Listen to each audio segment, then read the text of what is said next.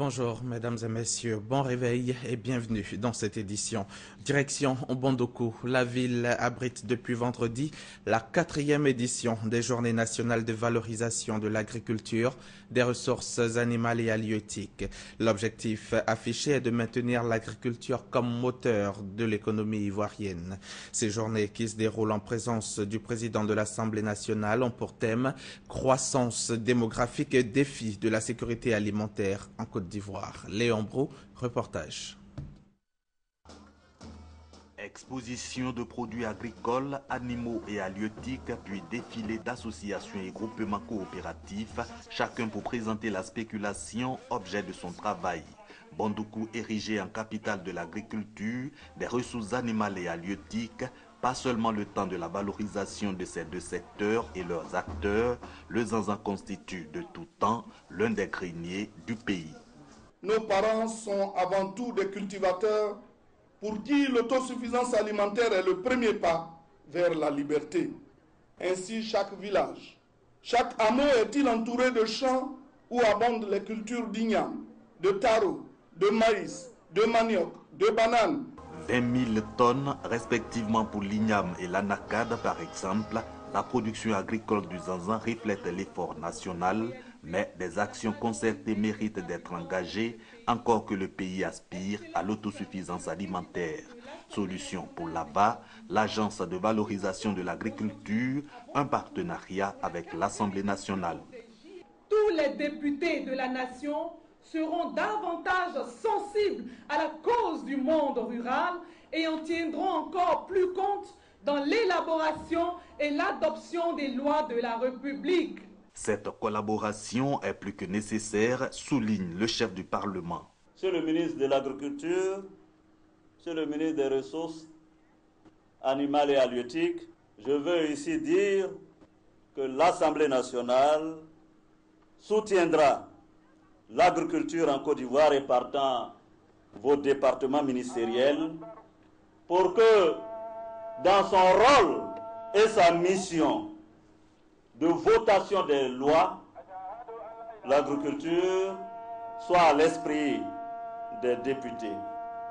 Cette séance d'information parlementaire qui se tient à Mbondoukou va certainement permettre de dégager les axes de cette collaboration. L'Assemblée nationale pourrait aussi clarifier son appui à l'AVA, à cette rencontre ouverte aux populations. La page santé de ce journal à présent. Vous le savez, depuis plusieurs mois, l'Afrique fait face au virus Ebola. Le dernier bilan, selon l'OMS, fait état de plus de 6 000 morts. Pour arrêter l'épidémie, les actions se multiplient partout, notamment en Côte d'Ivoire où aucun cas n'est encore enregistré. Le pays vient d'abriter une conférence sur le sujet, une conférence organisée dans le cadre de la quinzaine internationale de la science et des technologies. Le but, faire le point des connaissances et stratégies de réduction des risques. Guy-Roger Nguessan, Parc Sorokone. Ils sont nombreux à négliger Ebola et à faire fi des mesures de prévention. Se serrer les mains, faire des accolades, entre autres gestes, bien qu'interdits par les autorités ivoiriennes, ne sont pas respectés. Même si la Côte d'Ivoire n'a pour l'instant pas diagnostiqué de cas de virus Ebola, les risques sont élevés du fait de sa proximité avec certains pays touchés. Une conférence donc pour rappeler tous les dangers liés à la fièvre hémorragique à virus Ebola. Conférence animée par professeur Mireille Dosso, directrice de l'Institut Pasteur de Côte d'Ivoire. Pour la conférencière, l'ignorance constitue l'un des facteurs de la propagation du virus. Sans vaccin, poursuit-elle, la vigilance et la prévention demeurent donc des voies de salut. C'était une maladie, on peut dire, négligée. Donc depuis sa découverte en 1976, il n'y a pas eu beaucoup de crédit pour trouver des nouveaux traitements et puis des nouveaux vaccins. Et bon, vu l'ampleur de cette épidémie, il y a eu quand même une mobilisation internationale pour effectivement financer, bien sûr, la prise en charge. Message bien perçu par certains étudiants. Ils décident de le relayer. Moi, en tant qu'étudiant, ce que je peux faire, puisque j'ai fait aussi la communication pour le développement, donc pour moi, c'est de servir de relais pour transmettre cette information-là à la population, à ma localité d'abord, à mes pairs et puis à la société ivoirienne. Cette conférence s'est tenue en marge de la 2e édition de la quinzaine de la science et de la technologie, une plateforme de promotion de la recherche scientifique et de l'innovation. Et puis, c'est une première. L'Union africaine a lancé il y a tout juste 4 jours, le 3 décembre dernier, un partenariat avec une série d'opérateurs téléphoniques privés. L'objectif est de lutter contre Ebola à travers un vaste système de SMS payants valable dans 44 pays du continent africain. La lutte est aussi engagée par tous contre le sida. Le regroupement des entreprises du secteur du pétrole et du textile vient d'organiser une rencontre à la Bourse du Travail à Treichville pour sensibiliser ces travailleurs. Le reportage de Guillaume Zéré et Serge Congomé. Malgré la baisse du taux de prévalence, le VIH-Sida reste une menace pour les populations. Aussi, Industry All Global Union, c'est-à-dire la Fédération mondiale des travailleurs du domaine du pétrole et du textile, a-t-elle initié cette rencontre. Une rencontre pour sensibiliser tous les travailleurs de ces secteurs. Les objectifs sont de réaffirmer les engagements des entreprises dans la lutte contre le VIH-Sida, aider le comité des entreprises à redynamiser leurs efforts pour atteindre vraiment les objectifs zéro que s'est fixé l'ONU-SIDA. D'habitude, c'est dans les sociétés, chaque société organisée avec l'aide industrielle. Mais cette fois-ci, on a décidé de se regrouper ensemble. Au menu de cette journée, qui a réuni plus d'1 millier de participants, une exposition, une projection de films, mais surtout la première conférence multisectorielle sur la santé et l'environnement. 2 conférenciers sont intervenus pour édifier les participants sur les efforts faits et ceux à faire pour tenir les entreprises loin du VIH, SIDA et de certaines pathologies comme le paludisme et le virus d'Ebola. Les responsables d'entreprises étaient aux côtés de la fédération pour cette journée de sensibilisation. Le sida est aujourd'hui une maladie de santé publique et donc les malades du sida ont besoin de la solidarité de tout le monde pour pouvoir vivre avec cette pandémie.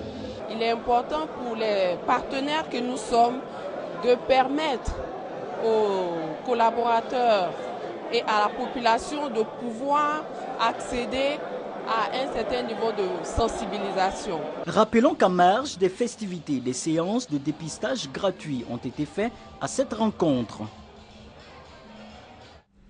Le ministre du Commerce, de l'Artisanat et de la Promotion des PME, Jean-Louis Billon, était en visite vendredi sur le chantier du nouveau site devant accueillir les artisans ferrailleurs de la casse d'Adjamé.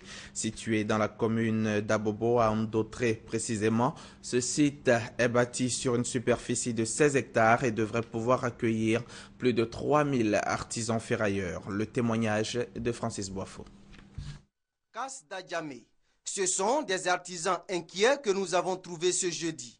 Ils ont été sommés de déguerpir ce site pour faire place à la construction de la nouvelle gare routière. Destination, la nouvelle casse de Ndotré dans la commune d'Abobo. On a marchandises des gens ici.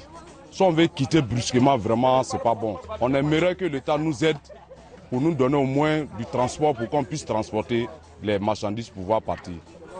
On n'a pas l'argent. Plus de 3000 box ont été recensés. Les ferrailleurs d'Adjamé s'interrogent sur le coût des magasins de la nouvelle casse de Ndotré. Ce que je demande à l'État, ils n'ont qu'à nous donner le magasin à un prix favorable pour ne pas qu'on va se retrouver demain dans la rue parce que si on ne pourrait pas payer les magasins, ça serait compliqué. Sur le nouveau site, les travaux avancent. Le ministre du Commerce, de l'Artisanat et de la Promotion des PME s'y est rendu pour le constater. C'est une casse qui se veut moderne, en tout cas par rapport à celle sur laquelle ils sont installés, qui est précaire.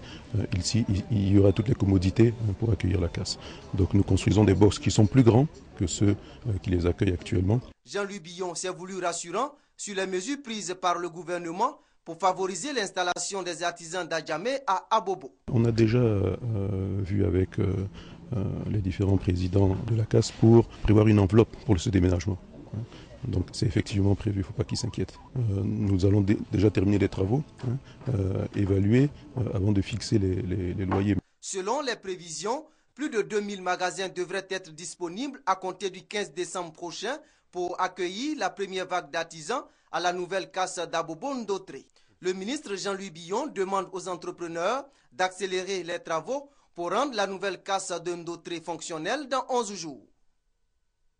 Hors de nos frontières, le président kényan Uhuru Kenyatta était accusé de crimes contre l'humanité pour incitation à la violence post-électorale en 2008. Le bureau du procureur Fatou Bensouda a indiqué qu'il n'avait pas encore assez de preuves pour prouver sa responsabilité pénale au-delà de tout doute raisonnable. Par conséquent, le procureur de la Cour pénale internationale a retiré vendredi les charges qui pesaient contre le chef d'État kényan. Nairobi s'en félicite. Soulagement à Nairobi, les partisans du président Kenyatta ont fêté samedi la décision de la Cour pénale internationale d'abandonner les poursuites à son encontre. Une décision prise faute de témoins et de preuves suffisantes. Uhuru Kenyatta a été poursuivi pour les violences post-électorales qui avaient fait plus de 1000 morts en 2016, des faits relevant de crimes contre l'humanité. Vendredi, le président kényan s'est estimé innocenté par la décision de la Cour. Dans les rues de Nairobi, la population semblait également se réjouir de cette annonce. Les Kenyans sont heureux. Notre président est de retour et libre. Il peut de nouveau se concentrer sur son travail. Clairement, depuis le début, le dossier est vide. Il n'y avait pas de preuve du tout. C'est un échec pour la réputation de la Cour pénale internationale et pour sa procureure Fatou Bensouda, qui n'a pas réussi à réunir les preuves ni à protéger les témoins dans ce dossier. Une instruction difficile, Uhuru Kenyatta était le premier président en exercice à être soumis à la Cour pénale internationale.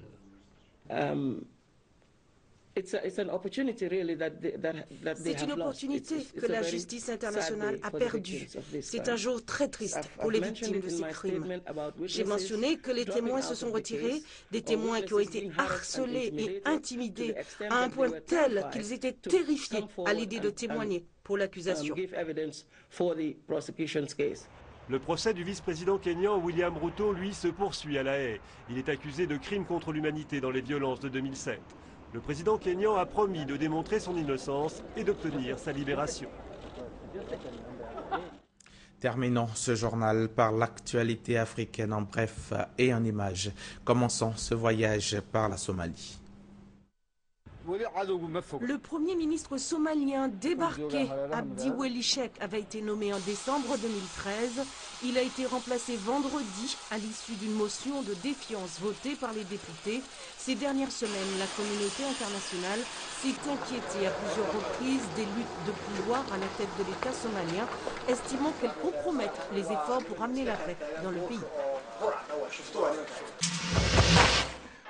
Au Nigeria, les activistes de la campagne Bring Back Our Girls, ramenez nos filles, étaient une nouvelle fois dans les rues vendredi, mais cette fois devant l'ambassade du Tchad à Abuja, pour demander à N'Djamena de mieux contrôler les activités de Boko Haram sur l'immense frontière entre le Nigeria et le Tchad. A lot of allegations that Chad Il y a beaucoup d'allégations selon lesquelles le Tchad compromet la sécurité dans la région, providing some kind of base en fournissant en quelque sorte une base aux membres de Boko Haram et en laissant passer des armes dans la zone. Bring Back Our Girls est né quand 219 jeunes filles ont été enlevées par Boko Haram à Chibok. Ils sont sur place en Sierra Leone. 175 volontaires nigérians sont arrivés vendredi à Freetown pour prendre part à la lutte contre Ebola. Médecins, infirmiers, aides-soignants, ils font partie de la mission de l'Union africaine de lutte contre Ebola en Afrique de l'Ouest. D'autres équipes doivent être déployées en Guinée et au Libéria. Au Mexique, la dépouille d'un prêtre ougandais retrouvé dans une fosse commune au sud-ouest du pays.